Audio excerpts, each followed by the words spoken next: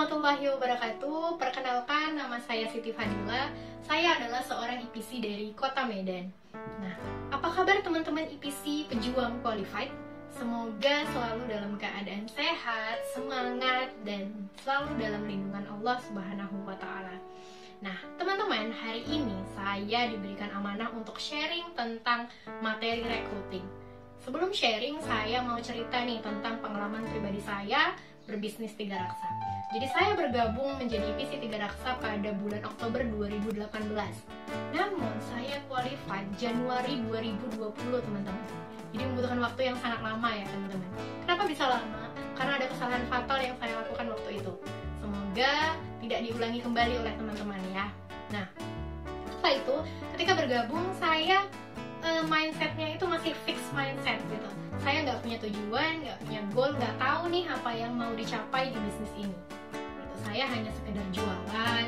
Gitu. Kalau ada closing, alhamdulillah. Kalau nggak ada ya udah. Saya nggak terlalu mempermasalahkan dan tidak mengevaluasi diri gitu. Nah, jadi saya juga nggak terlalu merekrut banyak reseller dengan strategi khusus, enggak gitu. Jadi saya ya jalani begitu saja. Nah, ternyata ini adalah kesalahan fatal, teman-teman. Bisa jadi kita itu lama qualified karena nggak punya ini, nggak punya impian, nggak punya goal, nggak tahu apa yang mau dicapai. Jadi sekitar 6 bulan sebelum saya qualified, saya dan keluarga itu, saya dan suami harus melunasi hutang gitu. Kita butuh uang waktu itu sekitar 30 juta rupiah. Nah, ini yang menjadi pemacu saya gitu. Saat itu itulah impian saya waktu itu. Saya harus punya penghasilan lebih sehingga saya bisa menyelesaikan masalah ini ya. Nah, saya menganggap bahwa Tiga Raksa ini kalau difokusin, insya Allah bisa menghasilkan lebih nih gitu. Kemudian saya coba pelajari lagi bisnisnya dan saya nyusun strategi gimana caranya supaya bisa menjual banyak produk Tiga Raksa dengan mempunyai banyak reseller. Nah, disinilah saya baru aware bahwa punya banyak reseller itu sangat penting. Gitu. Jadi hanya butuh waktu sekitar 6 bulan, alhamdulillah saya sudah bisa qualified dengan memiliki banyak reseller. Gitu. Nah, jadi sebenarnya untuk menjadi qualified itu tidaklah sesulit yang kita bayangkan gitu. Bisa jadi teman-teman ini belum punya goal, belum punya tujuan gitu. Jadi sehingga kita tuh belum bisa sampai ke titik qualified gitu. Jadi saran saya teman-teman bagi yang belum punya impian, yang belum punya goal, boleh diluruskan dulu mindsetnya gitu kan agar lebih semangat dan tahu apa yang mau dicapai di bisnis ini. Nah, itu tadi teman-teman pengalaman saya dalam berbisnis Tiga Raksa.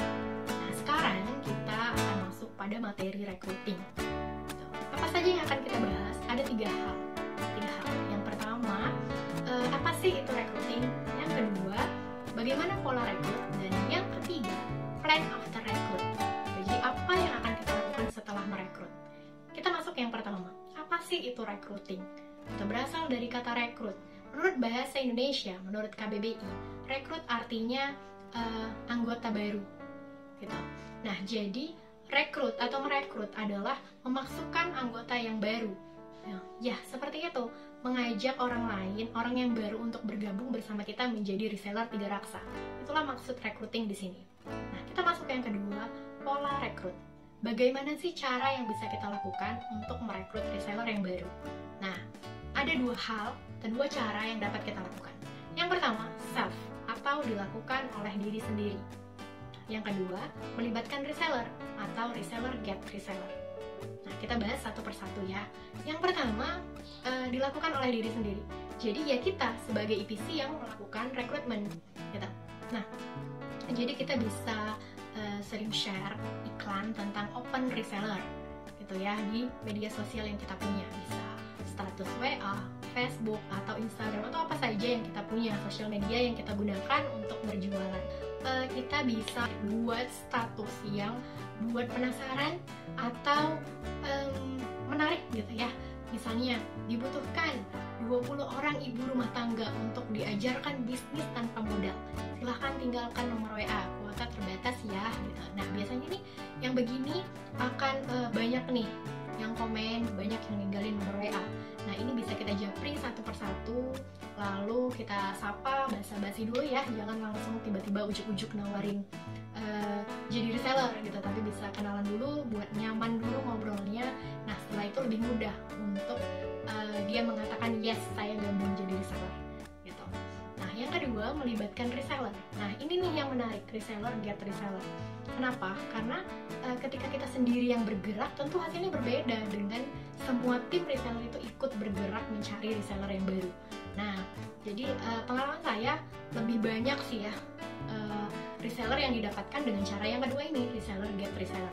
Nah gimana caranya biar reseller ini tergerak untuk mencari reseller yang baru? Kita harus ubah dulu mindset mereka. Mereka harus paham nih, kenapa sih saya harus merekrut reseller yang baru. Nah jangan sampai mereka berpikir bahwa saya merekrut reseller yang baru gak ada untungnya sama saya, buat apa gitu, hanya menguntungkan si EPC. Nah inilah yang buat para reseller tuh males buat rekrut gitu. Kenapa? Karena nggak ada untungnya menurut mereka. Jadi kita jelaskan dulu gitu, kita harus punya SOP ya gitu. Apa nih keuntungan buat si reseller bila dia mendapatkan reseller yang baru?